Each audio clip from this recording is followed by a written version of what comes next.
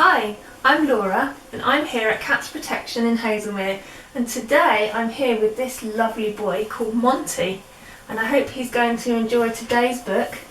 Today I've got for you The Secret Life of Rose, and I can't read the whole book because it's too long, but I'm going to read some sections from it, so I hope you will enjoy this book. I think Monty already likes it. My name is Rose and I'm 11 years old. I'm autistic and I found this out when I was 10. The reason I'm writing this book is because I want people to understand autism from my perspective. This means that I'll be telling you about my autism and how it affects me. What is autism? Autism means that your brain works differently than someone who isn't autistic. Even if someone else is autistic, your brain will still work differently to theirs.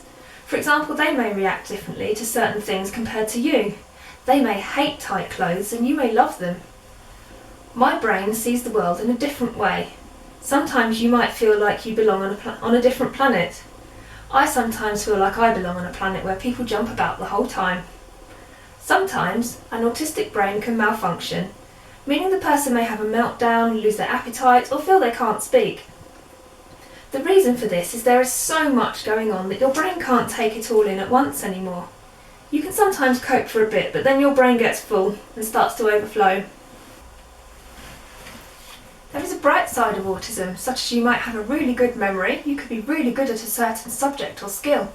Some autistic people can understand other people's emotions really well and get how they feel. Stimming. Stimming is an action or a noise that you repeat over and over again when you're excited or worried or angry.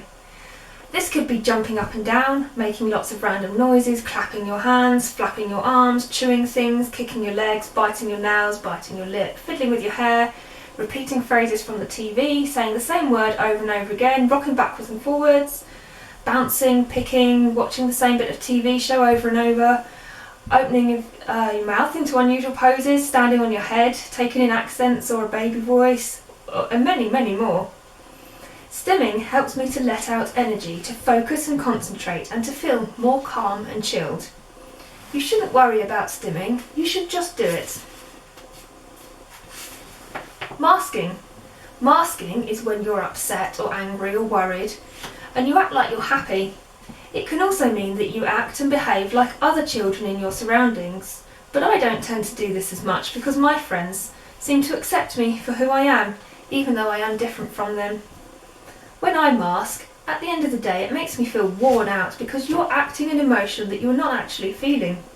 To do it, I just pretend like nothing has happened to upset me and I just smile and carry on as normal. I keep the feelings of upset inside. Sensory experiences. For me, sensory means some things feel really horrible, like itchy clothes like tights, and some things feel really nice, like baggy clothes and roller coasters. We have 8 senses. 5 are the ones everyone knows: touch, smell, hearing, sounds, taste and sight. And the other ones are proprioception, which is the sense that tells us where our body is in space and what it's doing. Vestibular, which is sensations of body rotation, gravitation, balance, movement that stems from the inner ear. And the last one is interoception, and this is our inner sensations that advise us when our basic needs want attention. So this is things like knowing when you need to go to the toilet, when you're hungry, when you're thirsty, when you're too warm or too cold or tired, that kind of thing. So, touch. Anyone touching me at all feels weird. I usually have to wipe it away to take away the feeling. I don't do hugs or kisses, even with my parents, because it feels tingly, which is not nice. I do high fives instead. Touch also means I find some clothes really uncomfortable. I don't like tight clothes, including tights, jeans, trousers, dresses, skirts, certain socks, belts, tight tops. In fact, all I like to wear is comfy, soft, baggy clothes, like jogging bottoms. Noise. I don't like other people shouting. It hurts my ears, making them feel like they will explode. I actually like making loud noises myself. I find it funny, it makes me excited, but it also calms me as it lets all my energy out. Smells. I don't really have much to say about smells. They don't bother me too much, although I do really like the smell of lemon and lime. Taste and food texture. I don't like foods all mixed up or touching each other. For example, when we have a roast dinner, I have separate piles for different foods and I eat them all separately. Making me eat foods I don't like is not nice at all. No one should have to eat something that makes them feel sick or that they find gross. Visual. I'm good at noticing small details. I'm great at spot the difference games, although I do struggle to find things I've lost, especially amongst mess.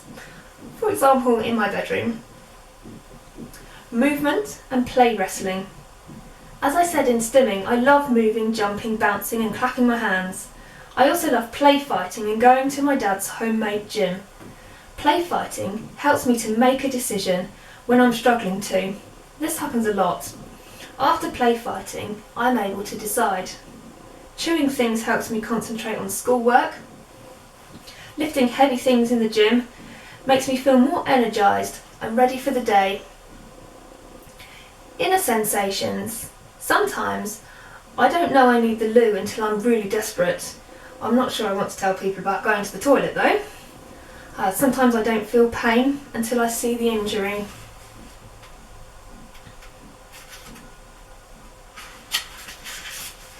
Emotions. I am either really happy or really angry, sad or worried.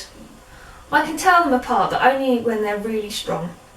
This means I don't always know what I feel and what I'm upset about. I don't feel my emotions slowly coming, I just suddenly feel them really strongly. This makes it difficult to calm myself down before I get really cross. It's hard to use sensory toys to calm myself down because by the time I need them I'm too angry to remember I need them and to get them. Executive functioning and organising. Organising myself is hard because I forget stuff a lot. I forget my homework, my football kit, my lunchbox, my school bag. I basically leave things behind everywhere I go. I even went swimming once and forgot my swim bag, but then I realised after 20 minutes standing in the changing rooms that I hadn't forgotten it, but I'd just left it in the car. I'd forgotten that I hadn't forgotten. Tidying my bedroom is absolutely impossible sometimes because starting jobs when there is lots to do is really hard. It helps me if someone starts the job with me and gives me smaller parts of it to do at a time. Another part of this is that my idea of time can be a bit off in that I often leave things until the last minute, not realising how long it may take me to do them. Empathy. Empathy is knowing how other people feel. I'm good at this. I can notice small changes in how people look and have learnt what this means and how they might feel. When people are sad, they act differently to how they normally act. If it's someone I don't know, then I don't know how they feel by looking at them, as I don't know what they look like normally, unless it's really obvious how they're feeling, like if they're crying. Sometimes other people's feelings confuse me. This happens a lot when I'm watching the TV. All the crying during Britain's Got Talent is annoying because I don't understand why someone will cry at a song.